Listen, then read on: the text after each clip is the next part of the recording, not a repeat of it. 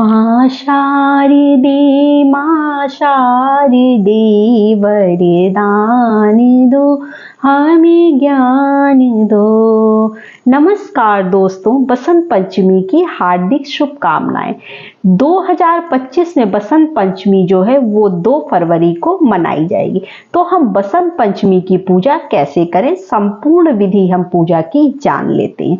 तो पहले तो हम इस तरह से देखिए, माता की चौकी लगा लेंगे, उस पे पीले रंग का वस्त्र बिछा लेंगे और माता की फोटो को विराजमान करेंगे। तो माता की फोटो या प्रतिमा आप कुछ भी विराजमान कर सकते हैं। अगर आपके पास प्रतिमा है तो आप प्रतिमा भी विराजमान कर सकते हैं। इस तरह से हम माता को विराजमान करने के बाद थोड़े से जल में गंगा जल डालकर पुष्प से स्नान कराएंगे। उसके बाद उन्हें पीला वस्त्र देंगे, क्योंकि बसंत पंचमी के दिन जो है माता सरस्वती की पूजा जो करते हैं उसमें जो है हमें पीले रंग से माँ का श्रृंगार करना होता है। तो मैंने पीले रंग की चुंदरी माँ को समर्पित कर दी है। उसके बाद हमें पीले रंग का माँ को टीका लगाना है। तो पीले रंग का टीका जो है हम हल्दी का टीका जो है माँ को लगाएंगे। बहुत लोग कलश स्थापना वगैरह भी करते हैं, अष्टदल कमल बनाकर कलश की स्थापना भी करते हैं, लेकिन मैं सरल विधि से आपको पूजा बता रही हूँ। और फिर इस तरह से माता को जो है आप पीले पुष्प, जैसा कि मैंने कहा पीले का महत्व होता है, तो आप पीला पुष्प जो है वो माँ को चढ़ाएंगे। तो इस तरह से माँ को हम जो है पीला पुष्प, गेंदे का फूल जो है, गेंदे का फूल हम माँ को चढ़ाएं, क्योंकि गेंदे का फूल माता सरस्वती को पसंद भी है। और गेंदे की माला अगर आपको मिल जाए तो आप जरूर चढ़ाइएगा। इस तरह से माता को हम श्रृंगार का सामान चढ़ाएंगे। मैंने तो पैकेट का लिया है, अगर आप चाहे तो अलग अलग से भी ये सारे सामान खरीद सकते हैं। तो इस तरह से हम माता को श्रृंगार का सामान चढ़ाएंगे। हमने पीला वस्त्र माँ को अर्पित किया, लेकिन मुझे ये चुंदरी बहुत पसंद आई तो मैंने एक चुंदरी लाल भी माँ के लिए खरीद ली थी। तो मैं ये लाल चुंदरी भी माँ को समर्पित कर दूंगी।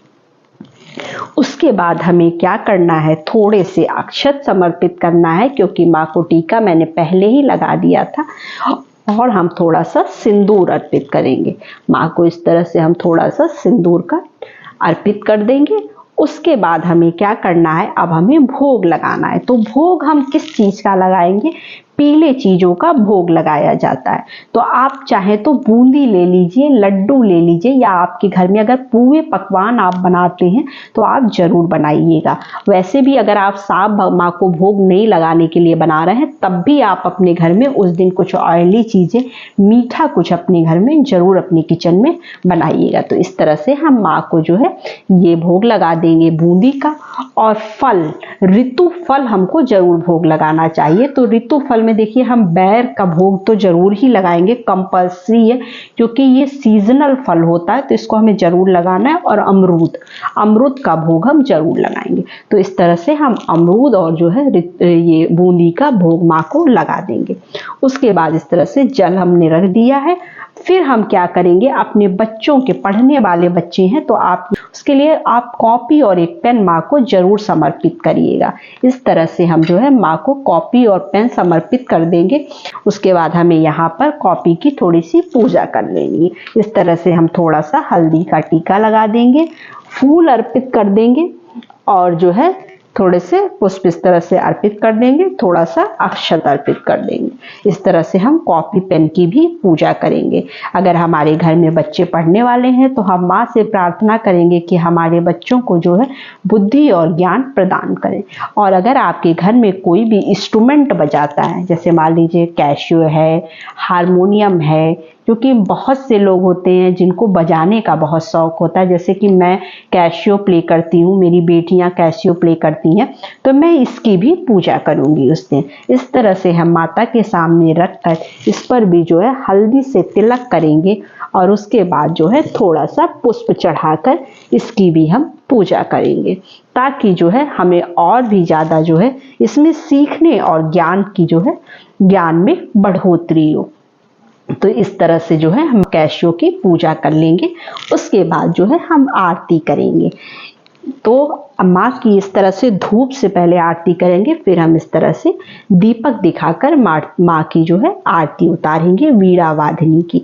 अगर आपको कुछ भी बजाना आता है कैशियो पर या किसी भी इंस्ट्रूमेंट पर, तो आप प्ले करके अपने स्कूल का कोई भी प्रेयर जो आप पहले के समय में सीखे हुए हैं उसे आप जरूर गाइएगा और जो है इस तरह से माँ की आरती उतारिएगा।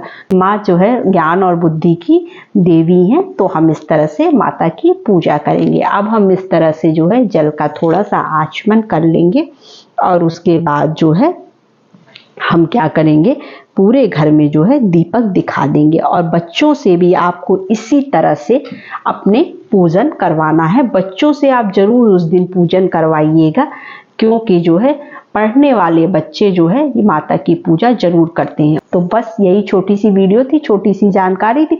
वीडियो अच्छी लगे तो चैनल को लाइक सब्सक्राइब जरूर कर लीजिएगा, आगे तक शेयर करिएगा ताकि जो है और भी लोगों को जानकारी प्राप्त हो सके। तो नमस्ते फ्रेंड्स, ओम नमः शिवाय।